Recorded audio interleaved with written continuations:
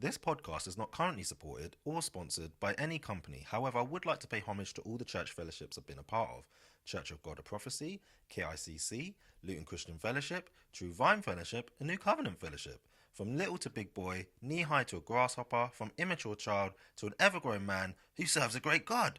Let's go!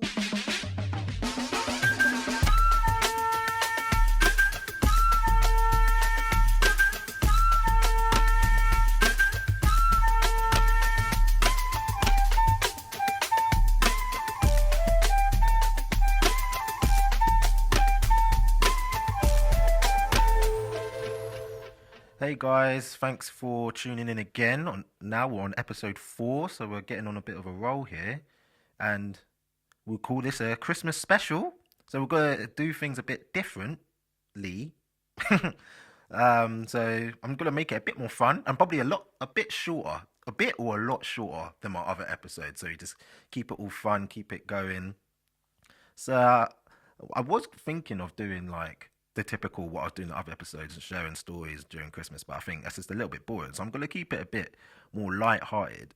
And do you know what? I was meant to mention this in the previous episode, but I'm gonna do it in this one because it's a lot more light-hearted.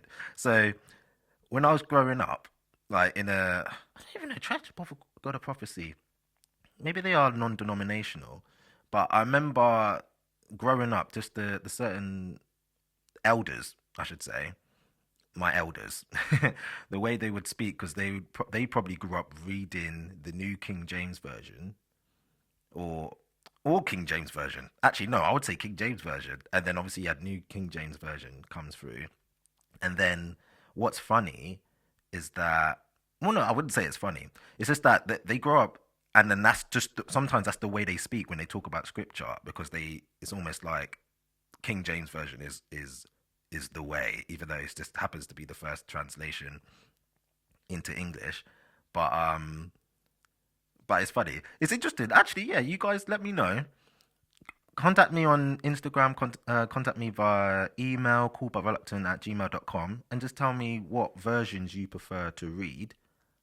Do you read multiple versions when you read by yourself when you're studying? I know at churches, NIV seems to be a typical one. Seems to be a standard, easier reading version for people rather than having like the old King James language, thou sayest, blah, blah, blah. But the reason why I'm getting onto this is because, yeah, coming back to hearing people the way they speak, like, you know, the word blessed, like, sometimes for me, sometimes it sounds better, but we do it in our songs. Um, we do it in our songs. Some people say blessed, and sometimes I like saying that, and sometimes I just say blessed. It just depends how I feel. But I want you guys to know. No, I want you guys to let me know what you prefer to say. Have you ever heard anyone in your church environment growing up ever say blessed? Does it sound weird to you if someone says blessed? So I'll give you like a scripture example. So Romans 4:8. I'll say blessed. Blessed is the one whose sin the Lord will never count against him. Or you could say, blessed is the one whose sin the Lord will never count against him. Or Luke chapter 19, verse 38. Blessed is the King who comes in the name of the Lord, peace in heaven and glory in the highest. Or blessed is the King who comes in the name of the Lord, peace in heaven and glory in the highest. Like, sometimes blessed sounds sick. Blessed, it just adds a bit more meat to it, innit? And sometimes we sing that, like, blessed be the name, or blessed be the rock of my salvation. Hosanna, blessed be the rock. Like, obviously in songs, we have the freedom to do that. But when you to someone whose ear is not used to that when speaking, it sounds a bit weird. Blessed. It's like, why do you say blessed? Just say blessed. But then sometimes it's like when you say we live in a warped and crooked generation. You don't say crooked. Do you say warped and crooked generation, or do you say warped and crooked? I don't know why I just went into that accent there, but yeah, I want to know what you guys think regarding that. But do you know what? What I'm going to do in this episode, Merry Christmas to those who celebrate Christmas, who are listening. I'm sure everyone who's listening probably does celebrate Christmas and celebrates the birth of our Lord and Savior Jesus Christ, which is the reason for this season.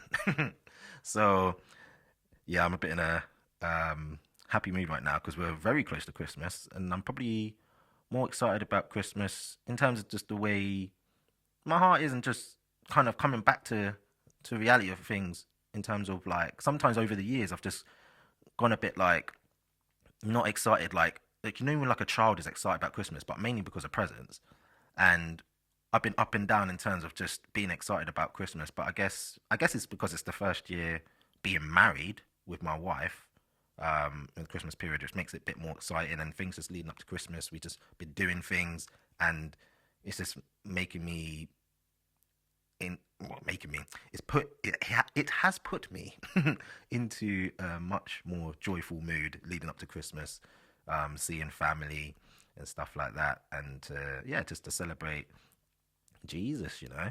And I think I think our last, no, the second to last live group, I think we were talking about different things, and um, what what's come to my attention in my heart is that I want Christmas to not just be a season that makes me more elevated to want to serve people because I want to have that mentality and that heart all year round. So I don't when it comes to Christmas we some people may get into the mindset it's like oh I need to help the poor I need to serve home like homeless people or food kitchen or whatnot. Those are just examples. But I want to have that all year round and not just think of that as a period. But I want to have that throughout the whole year. So when it comes to Christmas, it's like more of a cherry on top celebration rather than I need rather than a reminder. But it's a good reminder for those as well that don't necessarily have that mindset. So yeah, I've got a bit deep now. Let's keep it on the light hearted side, even though I do want to throw in some nuggets there and hereabouts. But yeah, I'm just excited. So what's funny? Do you know what? I want to go on a rant right now. Do you know why I want to go on a rant? It's because we talk about Christmas and I want to talk about music as well at the same time. So, as a musician, or myself as a musician, I absolutely love jazz, and it really grinds me when I meet people and they say they don't like jazz. And do you know what? And I've thought about it. I was like, fair enough, people can have their preferences, but then I'm like, if you're someone that is so excited about Christmas and absolutely loves Christmas and loves Christmas music, do you know what? You like jazz. I'm gonna. You do like jazz because I'll show you right now three songs. I'm not gonna go through all the songs because then I'll be boring you guys. But I'm gonna let you guys know that if you love Christmas songs and there's certain songs that makes you think of Christmas and you're like, yeah, this is a song we have for Christmas. You like jazz because most of these songs are with a jazz influence or they are directly jazz. So when I talk about jazz, jazz has all different kinds of styles. So maybe when people say that there's only I don't like jazz, it's you don't not like jazz. You just don't like a certain style of jazz, or maybe it's the solo parts. But what I was gonna do is actually play five different tracks. I actually found like 10 tracks. One is questionable. I think White Christmas. I'm dreaming of a white Christmas. Oh no, hold on. That is jazz. I'm dreaming of. That is jazz. Actually, you know what? That is 10. I found 10. I found 10, yeah. And the thing is, I was actually going to play them. And then my wife actually pointed out to me about do I have the rights to actually play them on my podcast? Is it right? And I was like, oh my gosh, I don't have the licenses to actually play them and release them on my podcast. I would actually have to pay for the license to use them. So I was like, ah. But what I'm gonna do, I'm gonna name some of these songs, yeah. Um, so I might sing some of them. I might hum or scat. But yeah. Bam bam bam bam bam bam badum bam bam ba badum bum tudum tudum bam bam bam bam bam ba badum bum bum ba badum bum bum bum. That is jazz, man. Sleigh Ride. That is jazz. I'm telling you. If you like that song, you like jazz. Another one It's beginning to look a lot like Christmas everywhere you go. Do you know what? When it comes to karaoke, I actually like singing like those old Frank Sinatra's because I think it's quite easy to actually sing in that kind of style than a normal like modern style. I don't know why with my voice, but yeah, it works. That is jazz. It's beginning to look a lot like Christmas. If you like that song, you like jazz. Another one, um, a beautiful sight you're having tonight, walking in a winter wonderland. That is jazz, man. That's like a bebop. You if you like that, you like jazz, man. What's another one? It's the most wonderful time of the year. Like all that stuff. Like, come on, man. Like you guys know this song, and you guys you know you like it. Come on, you know you like it. You like jazz.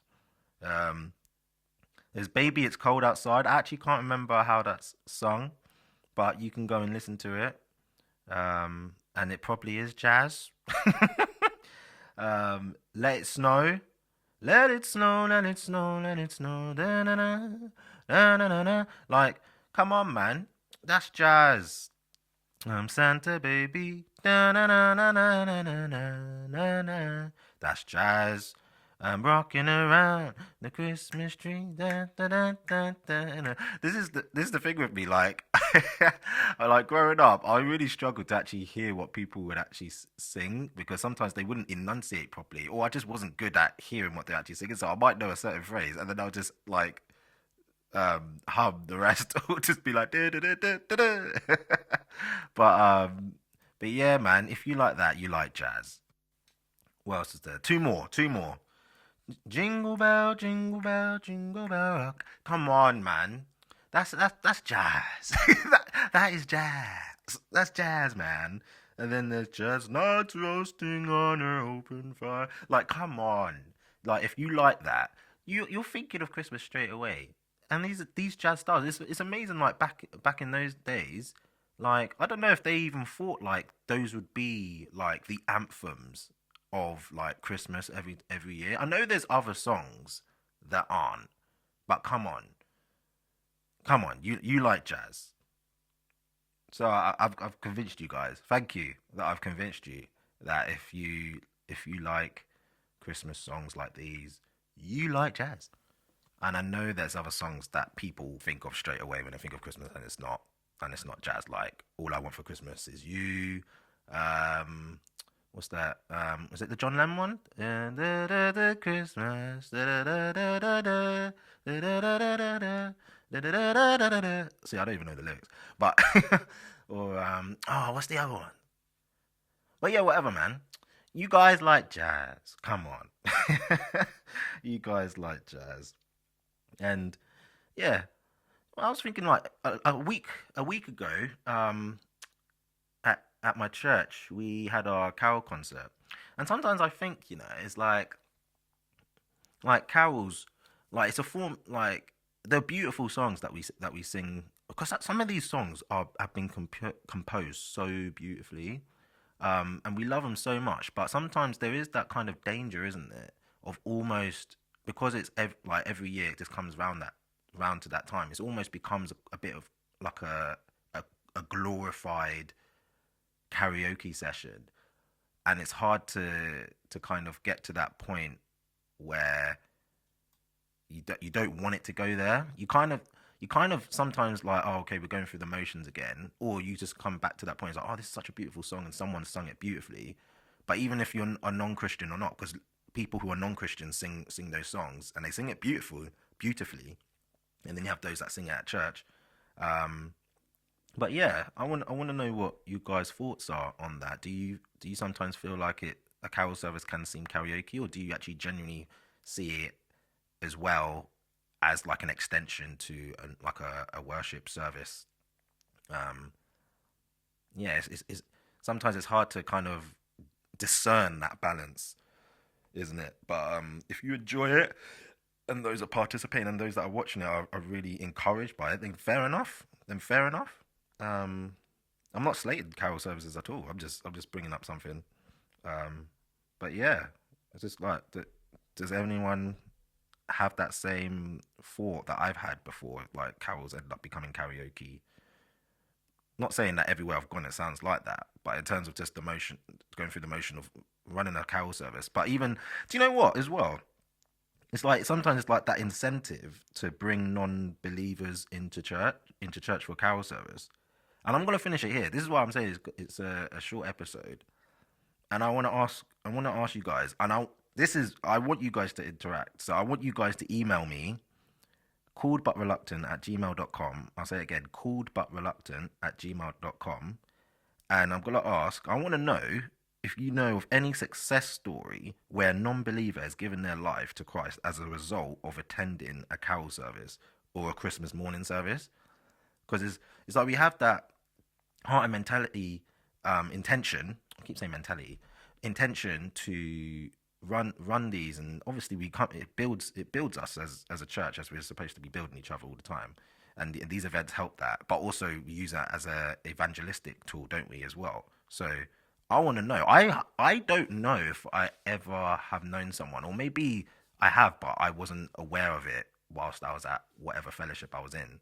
So I want to know if you guys know of someone that is actually giving their life to Christ as a result of going to a carol service or a Christmas morning service, because they've been so convicted by the work through, yeah, convicted through the worship, through the preach, through the carols, however it's been constructed, through the service, and it's impacted them. So I want to know, because I don't know.